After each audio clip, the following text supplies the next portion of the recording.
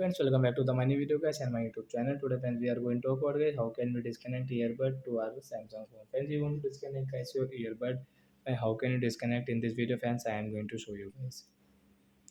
So before starting video friends, first of all, go and subscribe the channel guys, click the bell icon and like my video. So first of all guys, we will on guys phone setting to disconnect earbud. Then guys scroll friends, you can see your phone connection setting friends, tap here. Guys, you can see your phone Bluetooth setting friends, tap here.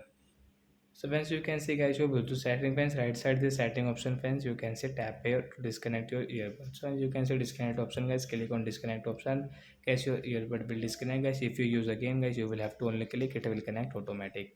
So like that guys, you can disconnect your earbud in your Samsung phone. So that's it guys, thanks for watching the video guys. We will meet to next video guys with new topic. Before going guys, please comment like the video, subscribe the channel. Bye bye guys, thanks for watching the video guys.